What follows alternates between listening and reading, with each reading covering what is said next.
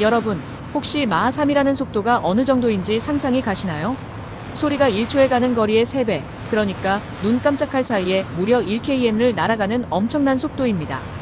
서울에서 부산까지 불과 몇 분이면 도달하는 이 말도 안 되는 속도의 무기가 다른 나라도 아닌 바로 우리나라에서, 그것도 아주 비밀리에 20년 동안 개발되었다면 믿으시겠어요?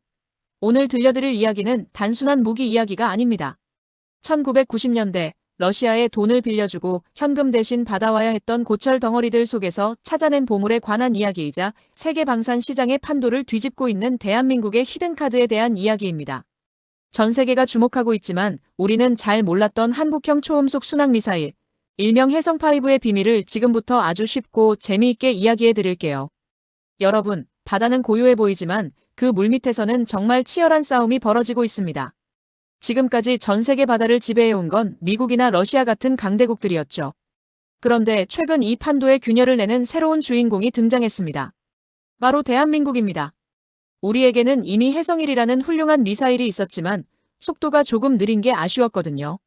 그런데 군사 전문가들 사이에서 아름아름 퍼지던 소문이 하나 있었습니다. 한국이 마하 3 이상의 속도를 내는 괴물을 만들고 있다는 소문이었죠. 이 미사일은 적의 레이더에 잡히기도 전에 목표물을 타격해버리는 그야말로 바닷속의 유령 같은 존재입니다. 전문가들은 이 미사일을 편의상 해성-5라고 부르는데요.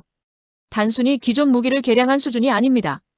지난 20여 년간 국방과학연구소 연구원들이 밤을 지새우며 깎고 다듬어 만든 대한민국의 자존심이 걸린 역작입니다.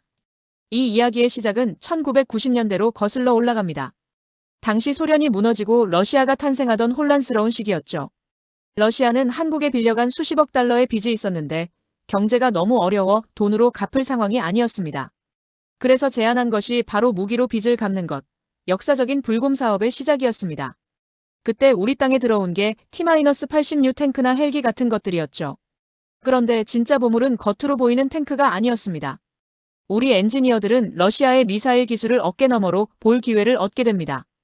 특히 러시아의 야혼트라는 미사일은 전 세계 해군을 공포에 떨게 만든 전설적인 무기였어요. 이걸 본 우리 과학자들의 눈이 반짝였습니다. 이거다. 우리도 이런 걸 만들어야 우리 바다를 지킬 수 있다. 라고 결심한 순간이었습니다. 보통 기술이 없는 나라는 기술을 가진 나라와 합작해서 무기를 만듭니다. 인도가 러시아와 손잡고 브라모스라는 미사일을 만든 게 대표적이죠. 하지만 대한민국은 달랐습니다. 우리는 공동개발이라는 쉬운 길 대신 독자 개발이라는 가시밭길을 선택했습니다. 왜 그랬을까요? 남의 기술로 만들면 나중에 다른 나라에 수출할 때마다 일일이 허락을 받아야 하거든요. 우리 과학자들은 러시아의 야혼트 미사일을 철저히 분석하고 연구했습니다. 단순히 설계도를 베끼는 게 아니라 그 안에 담긴 원리와 철학을 완전히 흡수해버린 거예요. 마치 요리사가 맛집의 비법 소스를 맛보고 더 훌륭한 재료로 자신만의 레시피를 완성해낸 것과 같습니다. 이 고집스러운 결정 덕분에 지금 우리는 그 누구의 눈치도 보지 않고 이 엄청난 무기를 전 세계에 당당히 내놓을 수 있게 된 겁니다. 그렇다면 이 미사일은 도대체 어떻게 그렇게 빠를 수 있을까요? 비밀은 바로 램제트 엔진에 있습니다. 우리가 흔히 타는 여객기의 엔진은 앞에 커다란 팬이 돌아가며 공기를 빨아들이죠. 하지만 램제트 엔진은 그런 팬이 없습니다. 대신 미사일 자체가 엄청난 속도로 날아가면서 그 압력으로 공기가 엔진 안으로 억지로 밀려 들어오게 만듭니다. 쉽게 말해 입을 크게 벌리고 전력 질주하면 입안으로 바람이 훅 들어오는 원리와 비슷해요. 이렇게 압축된 공기에 연료를 뿜어 폭발시키면 마하 3, 즉 시속 3675km 나는 어마어마한 속도가 나옵니다. 이 정도 속도면 적함은 방어할 시간조차 없습니다. 1초, 2초. 쾅! 인식하기도 전에 이미 맞은 뒤거든요. 심지어 폭탄이 없어도 그 속도로 몸통 박치기만 해도 군함 하나쯤은 거뜬히 무력화시킬 수 있는 파괴력을 가집니다. 여기서 한국 엔지니어들의 진짜 실력이 나옵니다. 원조인 러시아의 야혼트 미사일은 길이가 9m에 무게가 3톤이나 되는 거구입니다. 너무 커서 웬만한 배에는 싣기도 힘들죠. 하지만 우리 연구진은 이걸 다이어트 시키는데 성공합니다.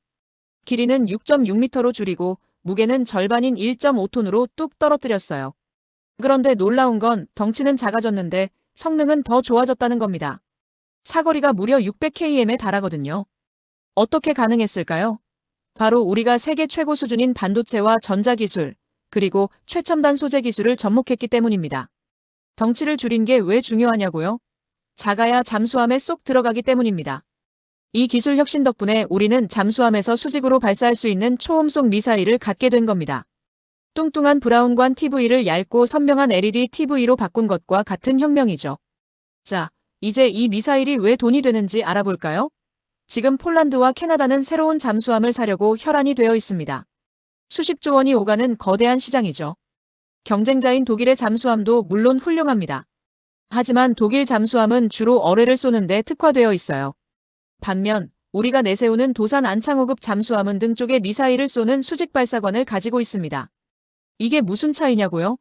캐나다가 만약 우리 잠수함을 산다면 깊은 바닷속에 숨어 있다가 유사시 500km 밖의 적을 초음속으로 타격할 수 있는 전략 무기를 갖게 되는 거예요.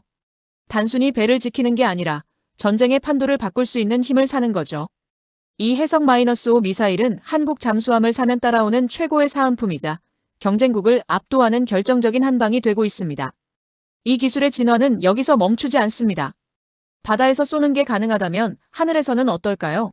최근 방산 전시회에서는 이 미사일을 개량해서 우리 전투기 KF-21 보라매에 장착하려는 움직임이 포착됐습니다. 상상해보세요. 높은 하늘에서 스텔스 전투기가 마하 3의 속도로 날아가는 미사일을 떨어뜨립니다.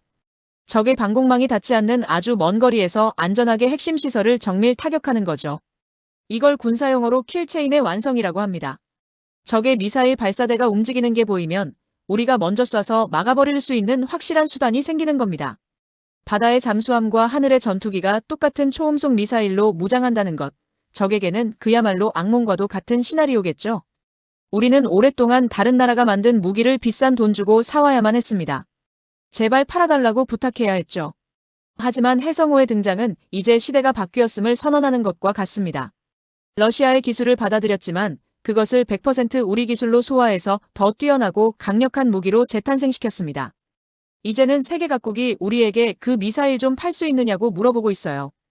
이것은 단순히 무기를 많이 파는 문제가 아닙니다. 우리 스스로 우리를 지킬 수 있는 힘, 그 누구도 대한민국을 함부로 볼 수 없게 만드는 억제력을 갖게 되었다는 뜻이니까요. 20년 전 러시아 탱크를 들여오며 흘렸던 땀방울이 이제는 대한민국을 지키는 가장 단단한 방패이자 세계로 뻗어나가는 날카로운 창이 되었습니다. 오늘 소개해드린 한국형 초음속 미사일 해성-5 어떠셨나요? 작은 고추가 맵다는 옛말이 딱 들어맞는 정말 자랑스러운 우리의 기술력입니다.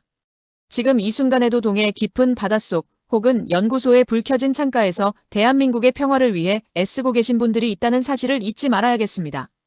폴란드와 캐나다 수출 소식이 들려올 때 뉴스에서 K잠수함 이야기가 나오면 오늘 들으신 이 마하 3의 미사일을 꼭 기억해 주세요. 그게 바로 우리 잠수함이 세계 최고로 인정받는 비결이니까요. 오늘 이야기가 유익했다면 구독과 좋아요 부탁드려요.